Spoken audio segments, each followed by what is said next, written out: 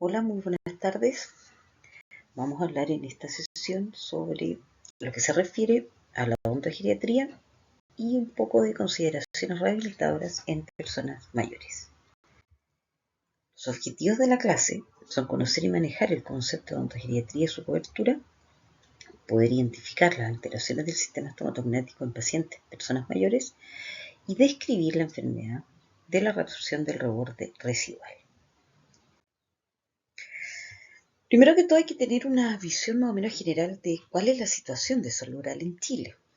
Es así que el 77,5% de las personas de 65 y más años tiene menos de 20 dientes.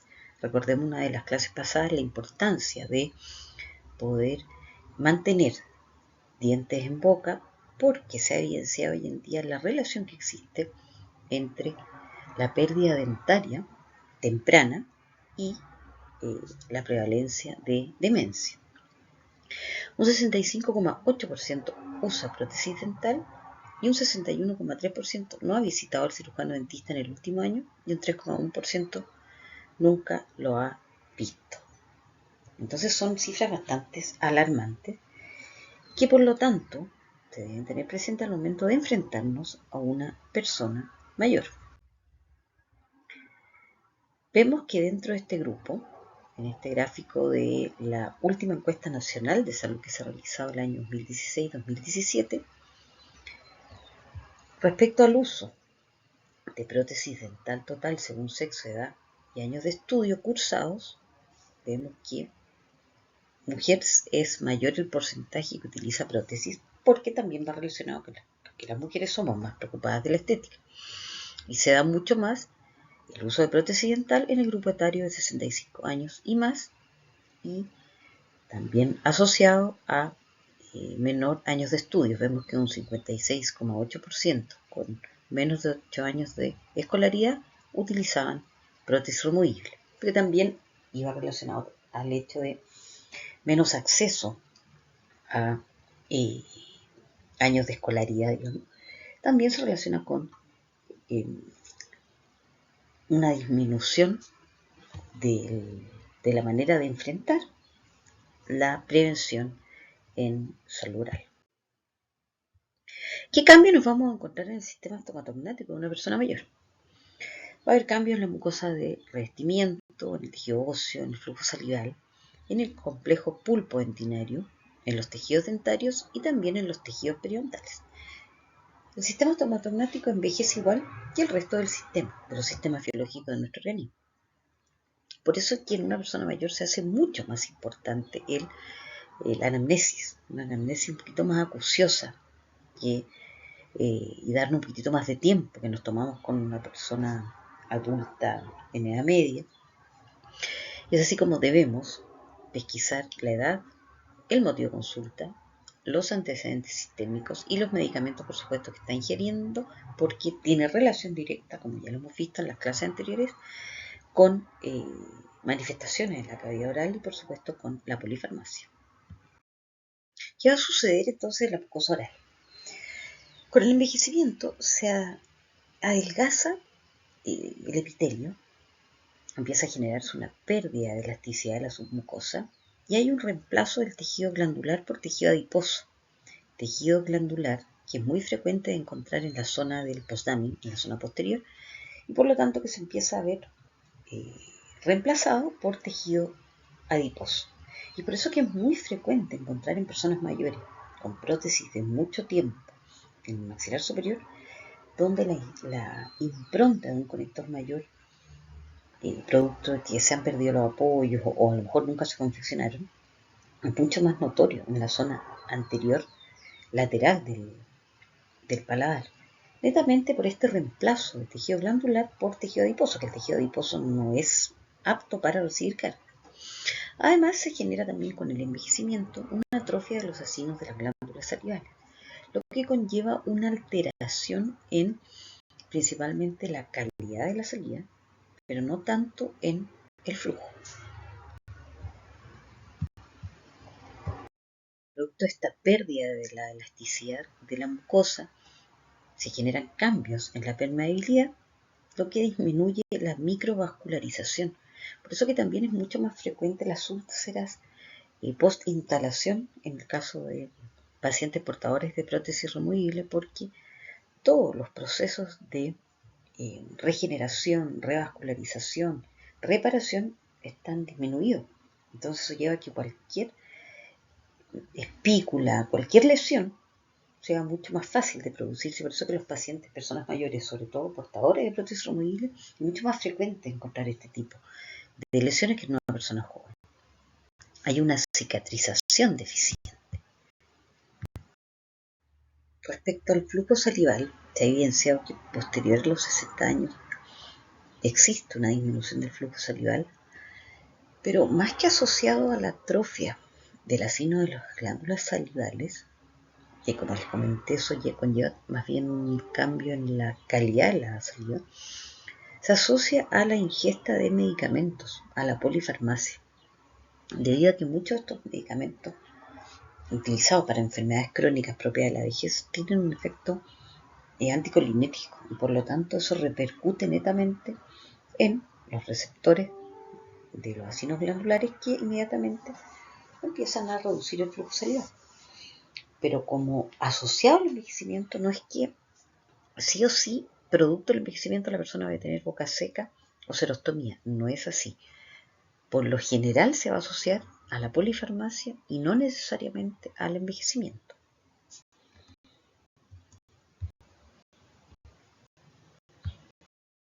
Hoy en día contamos con muchas alternativas terapéuticas para el tratamiento de la boca seca. Tenemos el enjuagatorio Ceros, que es bastante útil para este tipo de situaciones clínicas, pero es bastante caro. El frasco de Ceros está a pp en 17.000 pesos, entonces no todos los pacientes pueden comprarlo. Ahora, lo bueno del Ceros es que trae ácido málico, que es el que estimula la producción de saliva por parte de las glándulas salivales, tiene xilitol y a la vez fluoruro sódico para contrarrestar el accionar del ácido málico. Tenemos también los chicles Orbit, que permiten también aumentar el flujo salival, lógicamente en un paciente que no utilice prótesis completa, porque no vamos a indicar chicle en un paciente portador de prótesis. Pero al no tener azúcar, permite mantener un flujo salival constante y eso es bastante más cómodo para el paciente. Hace unos años se publicó este estudio acá en Chile, donde frente a todas estas alternativas de tratamiento, que son un poquito caras, es que se inventó de cierta manera un sustituto salival casero a base de manzanilla y semillas de linaza sobre la sintomatología asociada a serostomía, donde se pudo determinar que aliviaba 2 de los 5 síntomas, vale decir la sensación de boca seca y la sensación de saliva espesa. Por lo tanto, fue muy eficiente para el alivio de la serostomía y con la ventaja adicional de que puede ser preparado por cualquier persona en su casa, que la linaza y la manzanilla es fácil de acceder, digamos, y genera una consistencia como de mucílago, que es como un poquitito gelatinosa, lo que es bastante cómodo para el paciente, sobre todo en pacientes portadores de prótesis removible. Así que ahí existe también una alternativa. Les dejo el título del paper, es fácil de descargar, donde describe la receta para hacerla paso por paso y que los pacientes puedan realizarla. Hay otros también tratamientos como son los estimulantes salivales, la pilocarpina al 4%, que eso sí en Chile no hay comprimidos, solo solución oftálmica, entonces el paciente debe colocar en la zona del piso de boca, bajo la lengua, 3 gotitas, y eso también se ha evidenciado que ayuda a aumentar el flujo salival. Y la semivalina, pero que tampoco está en Chile, que son también alternativas que ustedes pueden encontrar en la literatura para el manejo actual de la serostomía. ¿Qué pasa también entonces en el esmalte? Que como todo tejido va a envejecer también. Con los años el esmalte se torna mucho más frágil, se deshidrata y eso hace que pierda su brillo, se torna mucho más poroso, opaco hay mayor concentración de ácido aspartico, lo que también tiende a tornarlo, como les decía, mucho más opaco, más oscuro. Hay mayor cantidad de nitrógeno y ahí por lo tanto disminuye el espesor. Es característico de personas mayores encontrar los cracks en las zonas vestibulares o en las zonas de las cúspides en personas mayores.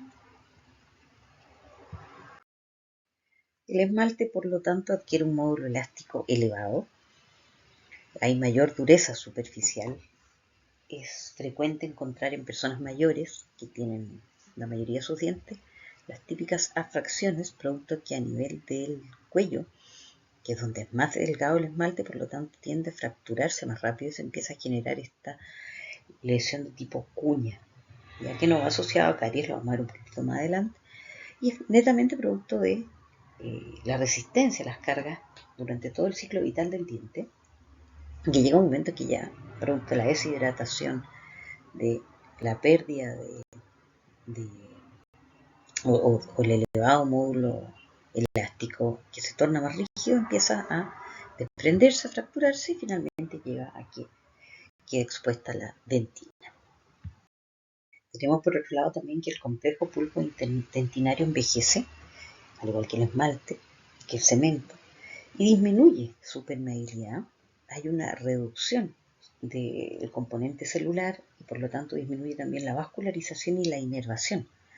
Por lo tanto se pierde la sensibilidad frente a ciertos estímulos. Es muy frecuente encontrar en personas mayores que llegan con un grado de atrición severo y que no tienen dolor, ¿ya? Entonces, muchas veces hay que hacer el tratamiento, entonces es sumamente complejo y uno puede trabajar perfectamente sin anestesia porque, claro, ya no hay una capacidad de inervación y de vascularización, lo que también implica que al reducirse todo el componente celular, lógicamente la capacidad de defensa de la pulpa está totalmente alterada. Entonces muchas veces nos puede jugar en contra porque al no haber dolor, que es la primera señal de alarma de que ya se está afectando la pulpa, las lesiones pueden avanzar más lentas en el tiempo, pero afectar mayor cantidad de tejidos. Es súper frecuente encontrar también las calcificaciones pulpares, los pulpolitos, que vienen a ser netamente depósito de los productos desechos que veíamos en la clase anterior, los H. Netamente esto reflejado a nivel de la cámara pulpar.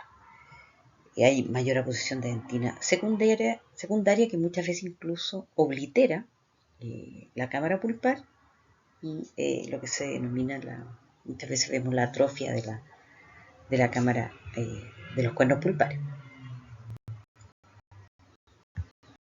Lo que comentábamos recién, hay mayor aposición de dentina esclerótica, la obliteración de los túbulos disminuye el movimiento de fluido y esto explica, como les comentaba, la menor prevalencia de hipersensibilidad dentinaria en personas mayores.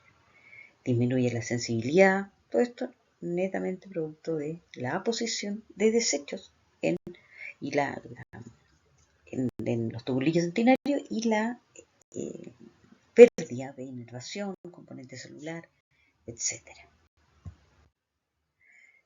Lo que comentábamos en la clase de envejecimiento biológico exactamente sucede aquí en el complejo pulpo-dentinario. Va a haber alteración a nivel del DNA y todo el componente mitocondrial, generándose los productos de desecho que finalmente llevan a los pulpolitos, inflamación crónica, activación de células inmunes, y esto se ve reflejado en enfermedades crónicas o más bien alteraciones crónicas propias del envejecimiento a nivel de los tejidos dentarios.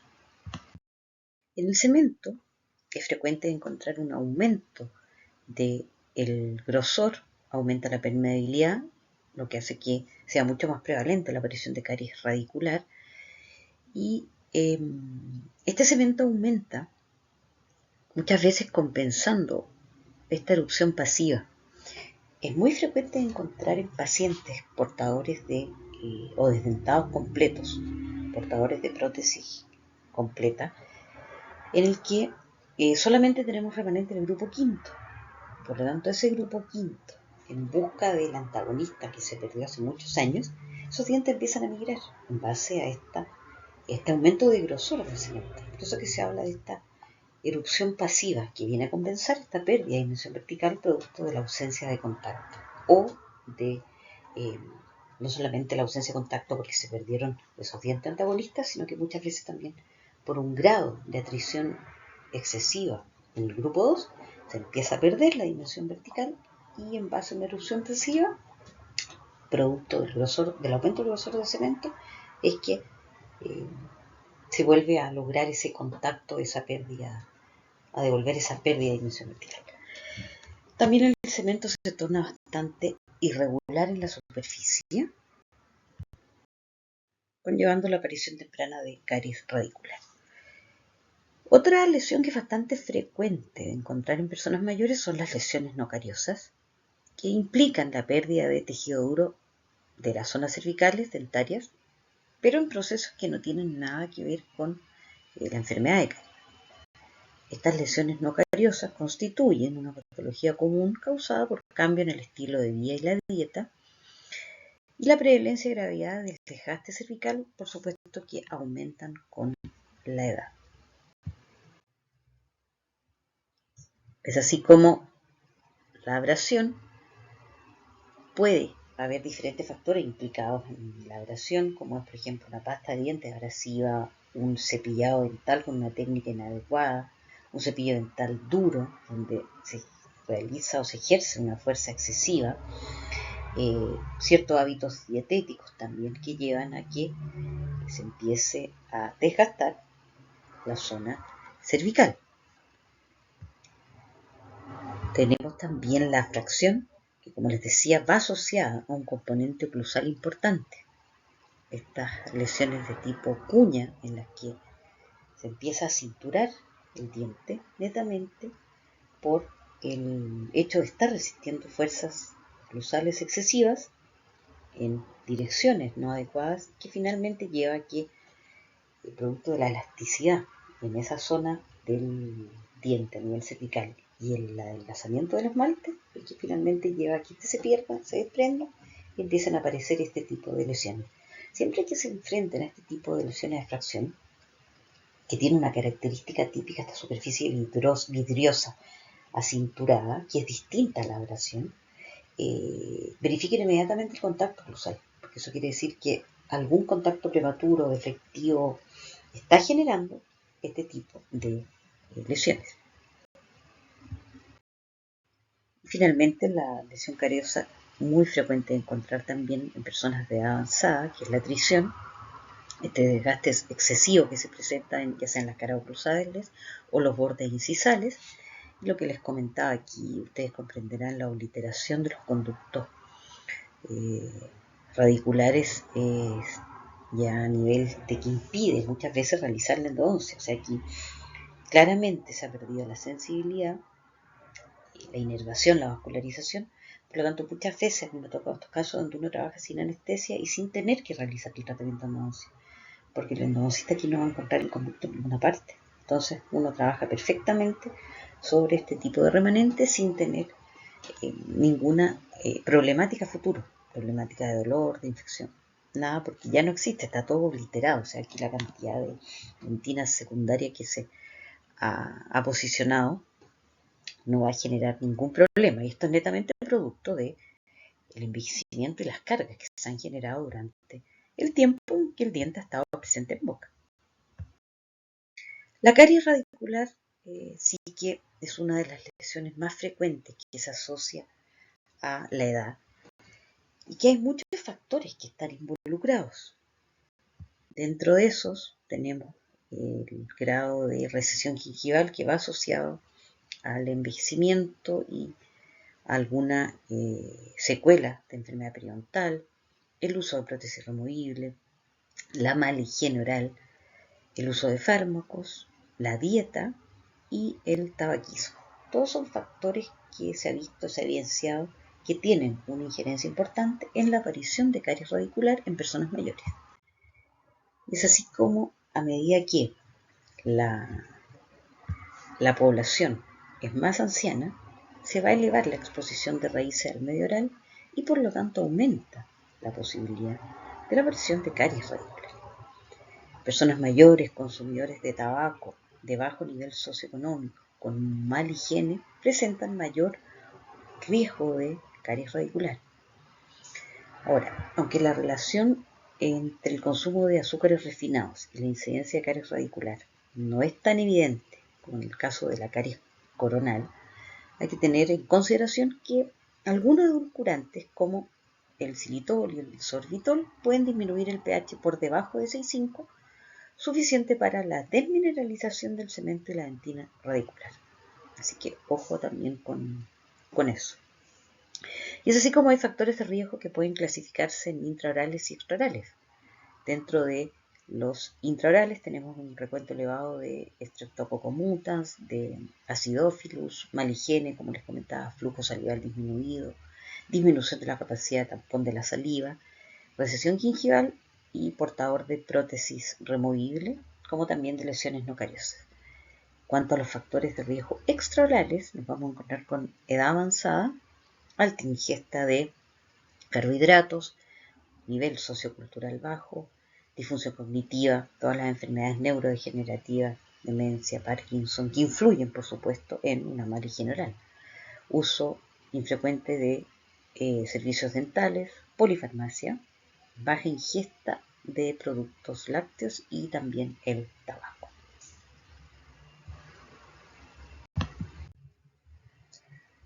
También se ha evidenciado que cambios en los componentes salivales, como es de lactoferrina, inmunoglobulina A, de calcio, sodio, cloruro durante el envejecimiento, se correlacionan con una alta prevalencia de caries radicular. Entonces hay muchos factores involucrados en este tipo de lesión y por lo tanto es importante el control periódico de pacientes de avanzada y sobre todo con los factores de riesgo que recién mencionamos y principalmente el de la prótesis removible. Porque si no tenemos un control periódico de ese paciente, es muy frecuente que vuelvan al control con caries radicular y el paciente lo primero que dice es, no, es que la prótesis me hizo aparecer esa caries. El ganchito me carió el diente y no es así. Entonces, importante con el seguimiento periódico, como les comentaba, de pacientes en más alto riesgo de caries radicular. Hoy en día, en cuanto al tratamiento de caries radicular, lo que está dando muy buenos resultados es el fluoruro de amino de plata, que durante muchos años se utilizó en pediatría, pero como tenía un componente de plata, tenía riesgo.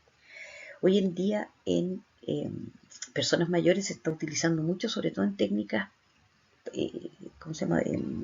no invasivas, en el sentido que al aplicar 2 gotas de este fluoruro de amino de plata, genera una degradación del colágeno, de las proteínas, y por lo tanto una cuchareta permite eliminar la lesión mucho más fácil, sin tener que usar turbina ni ningún elemento rotatorio. Entonces sirve mucho para el manejo en, por ejemplo, pacientes dismóviles, donde uno hace atención domiciliaria, ha dado muy buenos resultados.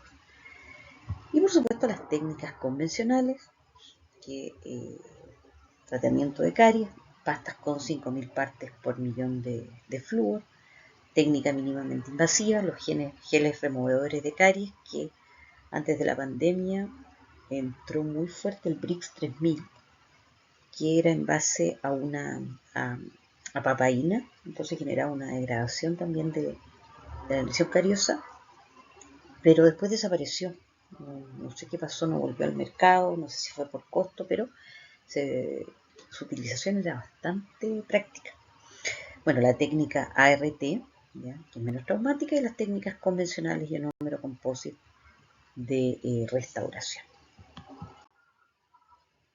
En cuanto al periodonto, también va a presentar un grado de envejecimiento, se genera un adelgazamiento y menor queratinización epitelial, hay migración del epitelio de unión hacia apical, hay una disminución del ancho de la encía adherida y muy frecuente encontrar también el aplanamiento de las papilas, con lo que aumentan las troneras y por lo tanto se torna bastante más antiestético, sobre todo en pacientes secuelados post enfermedad periodontal. A nivel articular es muy frecuente en nosotras las mujeres la hiperlaxitud, por eso es importante analizar muy bien las aperturas activas y pasivas. También se puede encontrar producto del envejecimiento la perforación del disco, crepitaciones y aplanamiento condilar. En cuanto a la lengua, se ha evidenciado que hay una reducción del epitelio, hay un agrandamiento varicoso nodular en la superficie ventral, muy frecuente de encontrar sobre todo en hombres, este agrandamiento a nivel de la superficie ventral, que muchas veces uno le llama la atención y puede pensar en alguna lesión de tipo o de mayor gravedad. No, es parte del envejecimiento. ¿Ya? Entonces, no asustarse, sino que uno evidenciarlo y va a ir asociado a pacientes de mayor edad. Hay atrofia de las papilas y en pacientes desdentados de mucho tiempo hay una hipertrofia de la lengua porque la lengua empieza a ocupar el espacio que dejaron los dientes y que son casos muy difíciles de rehabilitar. Y esta entidad, que es muy frecuente encontrar en personas mayores, que es la reabsorción del reborde residual. Esta reabsorción del reborde residual se define como la disminución en cantidad y calidad del reborde residual después de la exodoncia de los dientes. Recordemos que el hueso alveolar, que es el que soporta el diente, es diente dependiente. Por lo tanto, desde el momento en que yo realizo la exodoncia, ese hueso alveolar va a empezar a desaparecer y empieza a ser reemplazado por hueso basal, que no es un hueso apto para recibir carga. Y es sobre ese hueso basal en el cual yo tengo que realizar mi rehabilitación protésica removible en este caso. Bueno, y sobre la cual también, dependiendo del tipo de implante, el que hoy en día se colocan implantes de manera inmediata y por lo tanto se alcanza de cierta manera y con injertos a mantener un poco ese hueso alveolar. Lamentablemente en prótesis removibles no se puede realizar eso y por lo tanto es el hueso basal el que actúa como receptor de las cargas masticatorias. Es una enfermedad progresiva, irreversible, acumulativa y crónica, y esa es la gran problemática que genera la reabsorción del reborde residual. Y es una de las principales enfermedades orales asociadas a la edad. Tal como les comentaba, es una enfermedad que aparece posterior a la exodoncia de los dientes, es progresiva, irreversible, acumulativa y crónica, y debemos recordar que el reborde residual va a estar compuesto por esta mucosa de soporte, periósteo y hueso basal. Sobre este terreno es donde debemos realizar nuestras prótesis removibles. Y debido al alto grado de prevalencia, es que se clasifica según el glosario de términos prostodóncicos como una enfermedad oral. Esta enfermedad afecta mucho más a la mandíbula que el maxilar, netamente por las características propias del hueso mandibular. Y la mayor pérdida se genera al año después de las exodoncias. Luego, posterior al año, se estabiliza. No quiere decir que desaparece porque es crónica y progresiva, sino que se estabiliza. La mayor pérdida se da en la mandíbula en el primer año posterior a la exodoncia.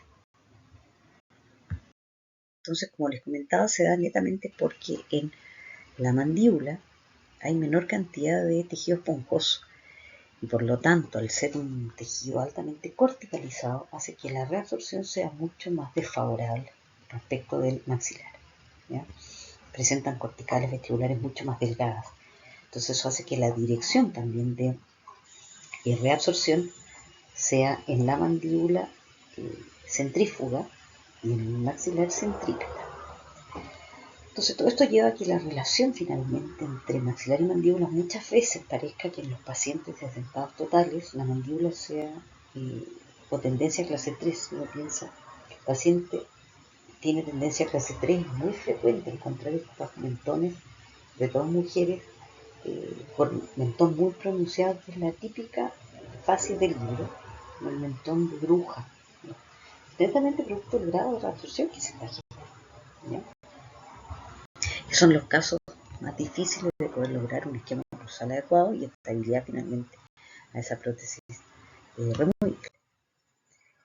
¿Cuál es la etiopatogenia de esta reabsorción del reborde residual? Se ha evidenciado en la literatura que van a existir factores mecánicos, metabólicos y anatómicos que van a llevar a la reabsorción del reborde residual. Dentro de los factores mecánicos, tienen netamente que ver con el tipo de fuerza, vale decir, la frecuencia en que se aplica esa fuerza, la duración que tiene esa fuerza, la intensidad, por supuesto la dirección. Siempre a nivel antero superior la dirección de esa fuerza es lo más importante debido a que es en esa zona donde el hueso está menos apto para recibir cargas, ¿ya?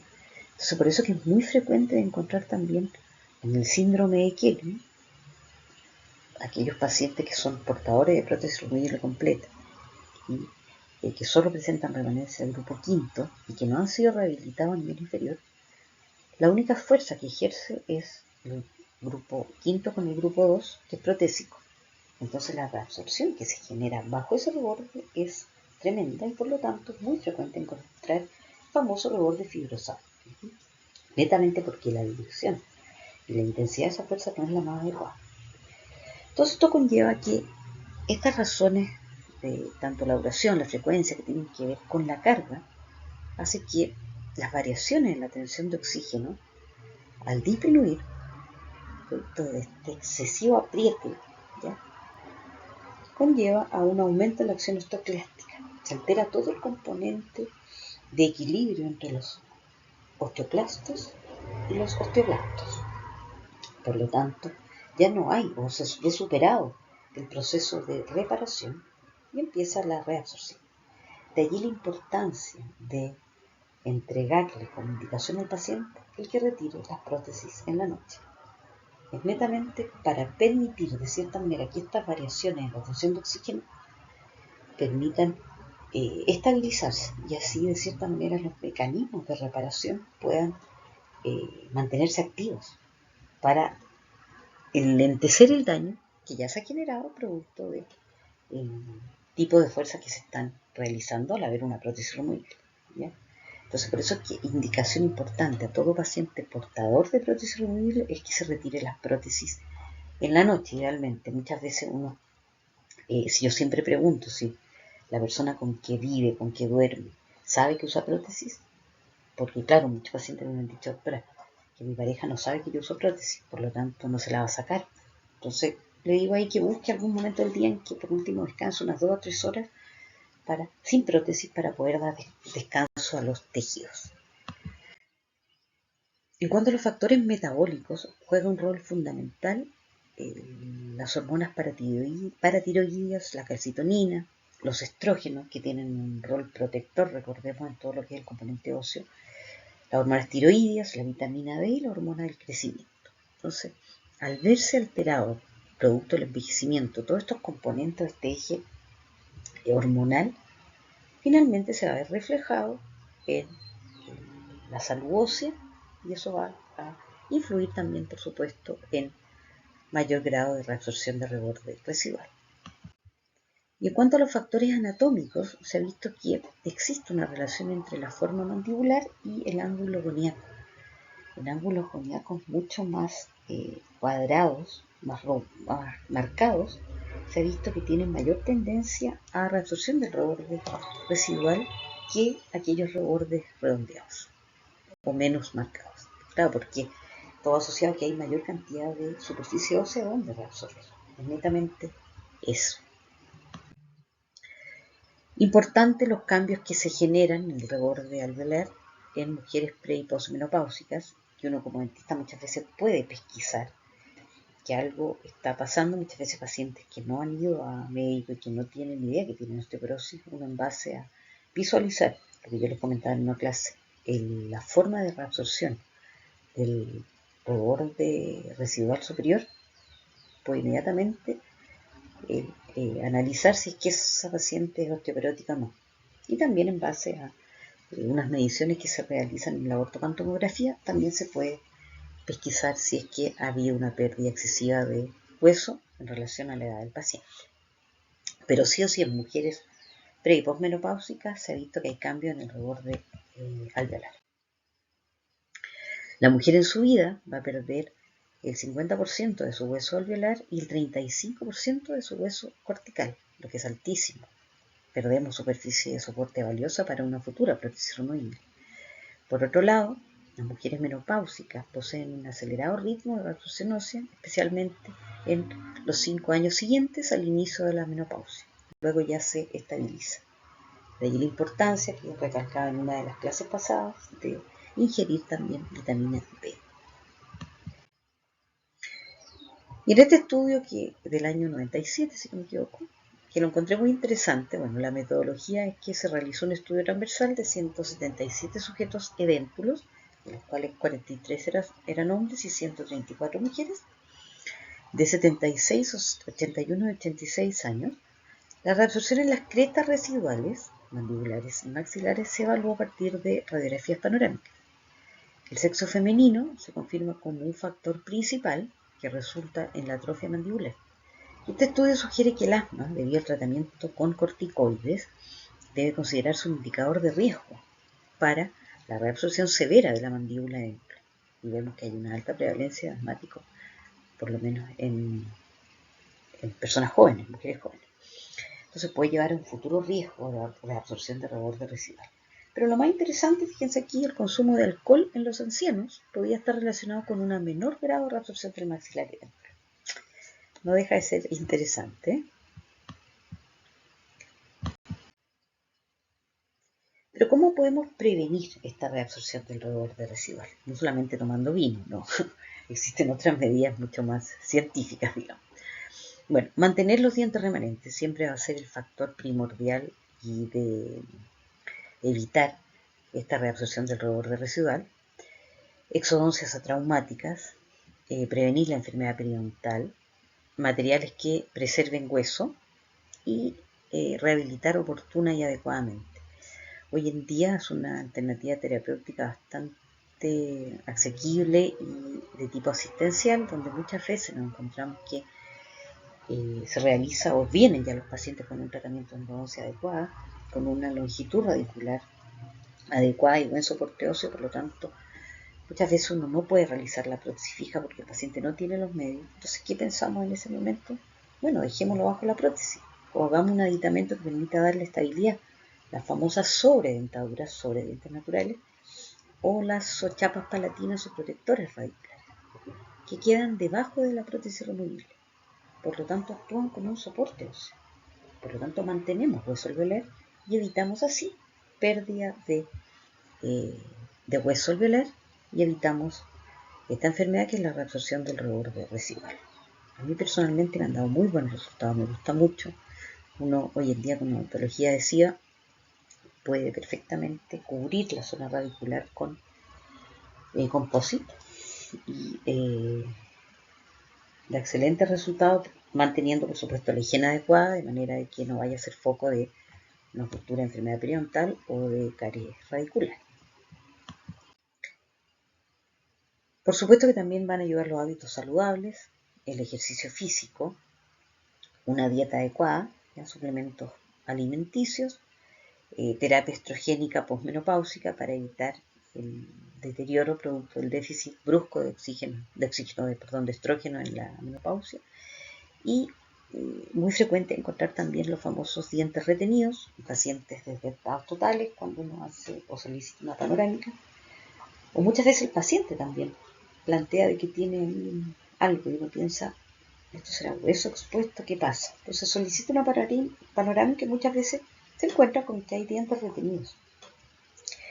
Y en el caso de no haber ninguna sintomatología asociada ni lesión periapical, uno los mantiene en la zona ósea y por lo tanto está manteniendo el hueso alveolar. Y pasa que el paciente vuelve a los 2-3 años producto de la reabsorción del reborde residual por la fuerza que se ejerce la prótesis y ese diente empieza a erupcionar de cierta manera. Y en ese momento uno puede indicar la exodoncia. Pero si no, no hay ningún problema en poder mantenerlo y así nos aseguramos también de mantener hueso alveolar. Pero son hallazgos radiográficos. Ahora, ¿qué pasa en personas mayores que es frecuente de enfrentar, de plantear como inquietos? ¿Por qué es difícil decidir si los dientes perdidos deben ser reemplazados? Uno viene siempre con el paradigma de que todo diente perdido debiera ser reemplazado, ¿ya? O cuándo extraemos y cuándo mantenemos. Entonces ahí es donde viene ya la pregunta y el plantearnos de que no todo diente extraído debe ser reemplazado, sobre todo en personas mayores, ¿ya? Y que muchas veces un diente, un molar, por ejemplo, en un paciente de dentado total o parcial superior, donde solo queda realmente ese molar, muchas veces también más vale la pena extraerlo para lograr una mayor estabilidad protésica que mantenerlo, donde no vamos a lograr nunca que esa prótesis funcione correctamente. Entonces, es importante el abrir un poquitito la mente y no ponernos tan teóricos como cuando uno sale del pregrado, y por lo tanto empezar a plantear de que muchas veces, sobre todo en personas mayores, un tratamiento tiene que ser evaluado por ojalá algún especialista, de manera de plantear la mejor alternativa, sobre todo en el caso de atención primaria. Vemos que en esta revisión sistemática que habla de las soluciones prostodónticas en pacientes mayores, plantean de que un número creciente de personas conservan su dentición natural hasta una edad avanzada y el número relativo de pacientes desdentados está disminuyendo a un ritmo elevado. Y eso es así, por lo menos aquí en Chile, vemos que hoy día llegan mucho más a la consulta personas de 90, 92 años con la gran mayoría de sus dientes. Pero así como también vemos, por otro lado, la alta prevalencia de, a mí me ha tocado mucho, hoy en día, mujeres jóvenes, 40, 45 años de edad totales. Entonces también tiene relación con el nivel sociocultural, los factores de riesgo a los cuales ha estado expuesto. Entonces, todavía sigue siendo bastante relativo. Yo diría que en países desarrollados, lógico, la persona llega con la totalidad de sus dientes en boca, pero depende de la realidad y de la zona en la cual estemos nosotros trabajando. Y es así como importante recalcar que un mito que se creía hasta hace poco es que la pérdida de dientes no es una consecuencia lógica del envejecimiento. O sea, eso es ya un paradigma que se ha roto, en el que no necesariamente porque soy mayor voy a perder los dientes. Eso no es así. Por eso les digo, una persona de 95, 96 años que tiene toda su dentadura, fantástico. ¿Ya? El envejecimiento o la pérdida dentaria no es una consecuencia del envejecimiento de ninguna manera. Es así como es muy frecuente encontrar en personas mayores que mantienen una gran cantidad de dientes muchas veces, encontrar este tipo de desgastes, de alteraciones, donde, claro, tenemos que empezar a plantearnos qué hacemos. Sacamos esos dientes, los mantenemos. En este caso, lógicamente, sí es necesario rehabilitar, pero ¿qué les aconsejo? Tratar siempre de dar una estabilidad previa para poder posteriormente plantear una alternativa terapéutica pertinente, ¿ya? Y que sea asequible al paciente también. Pero ahí es donde viene ya el manejo de también más criterio clínico y de más años de experiencia, pero es muy frecuente de encontrarnos hoy en día con este tipo de casuística. Plantear también a lo mejor muchas veces pacientes que presentan sus raíces en buen estado con tratamientos de endodoncia y que no queremos generar también extremos libres. Hoy en día se utiliza mucho los mini implantes a nivel de los extremos libres inferiores. Son implantes que solamente actúan como soporte, vienen a simular un diente y por lo tanto evitamos el extremo libre y sobre eso planificamos una prótesis removible convencional, ¿ya? Pero aquí voy con esto, tener siempre presente estas entidades como enfermedad que es la reabsorción del reborde residual y la mantención o preservar el hueso alveolar, va netamente enfocado a ese tipo de tratamiento. Ahora, algo que se ve mucho también en pacientes mayores es que han perdido, ya vienen con una pérdida de hace muchos años del primer molar. Y muchas veces vemos que se plantea como alternativa rehabilitadora una prótesis parcial removible. Y es aquí donde el concepto apareció hace unos años, que es el famoso concepto de arco dental acortado o short dental arc en inglés. Y es que ¿Cuántos dientes realmente necesitan las personas mayores para una función bucodental satisfactoria? Hoy en día se ha evidenciado que hasta 10 unidades oclusales bastarían para dar una estabilidad oclusal y el paciente pueda masticar y deglutir sin ningún problema.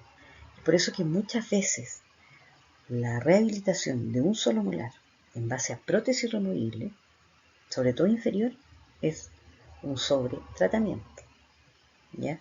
Por eso que debemos analizar muy bien el caso, conversarlo con el paciente, porque también el paciente muchas veces desea el rehabilitarse porque la masticación la siente como que conejito, ¿ya? Porque claro, está un poquito adelantada debido a que están viendo los premolares, pero no por eso el sistema estaría colapsando.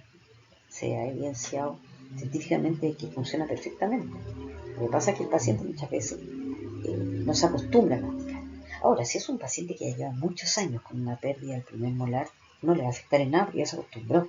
Por lo tanto, nosotros realizar una prótesis removible va a ser un factor más que nada de riesgo periodontal, porque siempre, eso sí, la prótesis removible va a ser un factor de acúmulo de biofilm.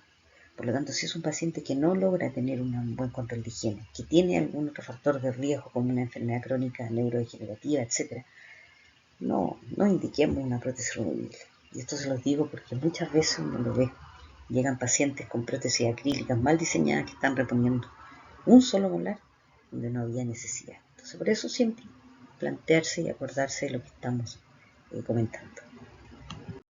Por último, para ir cerrando, hoy en día se está viendo mucho también, una alta prevalencia, de la secuela que traen los bifosfonatos, que son estos medicamentos que se están utilizando para el tratamiento de los mielomas múltiples, las metástasis óseas de tumores sólidos como el cáncer de mama, por ejemplo, y que son potentes inhibidores de la actividad osteoclástica. Entonces, como medicamentos han dado muy buenos resultados para frenar las metástasis óseas, por ejemplo. Pero resulta que ya en el año 2013 se evidenció el primer caso de osteonecrosis de los maxilares. Entonces esa es la gran problemática, porque los ginecólogos lo utilizan a pasto para el tratamiento de todo este tipo de lesiones, incluso para la osteoporosis, pero no se estaban dando cuenta del daño que generaba a nivel de los maxilares en mujeres, sobre todo mayores. Y es así como tenemos el pamhidronato y el solhidronato, que son a través de vía endovenosa, y el risendronato y el ioandronato, que son vía oral. ¿Por qué recalco esto? Porque dependiendo de la vía de ingesta es el mayor daño que se genera a los maxilares. Debido a la alta prevalencia que hoy se habla de la osteonecrosis de los maxilares relacionada a los medicamentos, la ONMRM, se debe considerar que un paciente presenta osteonecrosis asociada a medicamentos solo si están las siguientes tres características: tratamiento actual o previo con fármacos antirreabsortivos o antiangiogénicos, por eso es importante la anamnesis, tejido óseo expuesto o que pueda ser explorado a través de una fístula oral o extraoral que persiste por más de 8 semanas, y sin historia de radioterapia o metástasis ósea. En cualquiera de estas tres alternativas, inmediatamente hacer la derivación pertinente y pensar en una osteonecrosis de los maxilares relacionada a medicamentos. Les comentaba de que la vía oral y la vía venosa es totalmente distinta respecto a cómo se une a la célula osteoblástica para evitar este tipo de reabsorción. ¿Cuál es el gran problema de los bifosfonatos? El gran problema de los bifosfonatos es que tienen una vida media ósea de alrededor de 10 años, incluso suspendiendo el tratamiento. La vida media de alrededor se ha visto que todavía permanecen durante 10 años, pero cuando se ingieren vía endovenosa, porque el daño es mucho mayor, porque se tienden a fijar mucho más en la célula osteoclástica. No así en la vía oral, donde el daño es mucho menor y por lo tanto cualquier tipo de tratamiento futuro no sería tan desfavorable.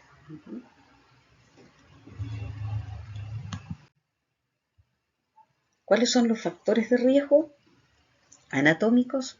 Se da mucho más en la mandíbula, con un 73%, en el maxilar solo en un 22,5 y es netamente producto de la irrigación mandibular, que es terminal, no así en el maxilar, y por lo tanto eso hace que se vea mucho más afectado.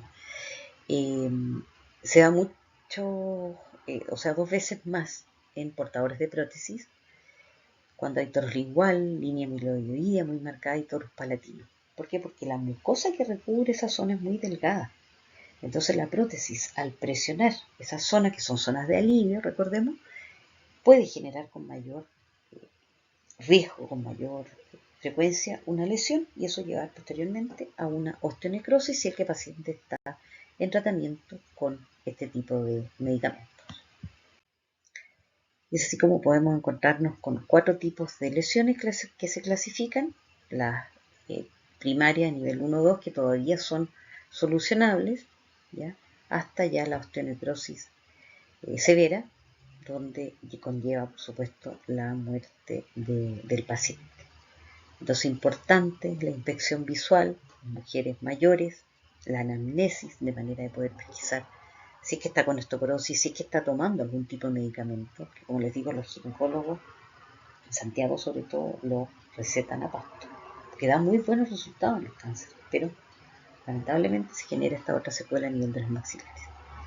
Cualquier tipo de lesión que ustedes vean de hueso expuesto con las 3 características que les comenté recién, inmediatamente hagan la derivación a un patólogo oral o un cirujano maxilofacial y pesquisar si el paciente es portador de prótesis y evitar de que se realice o exista alguna espícula acrílica que vaya a generar algún tipo de lesión.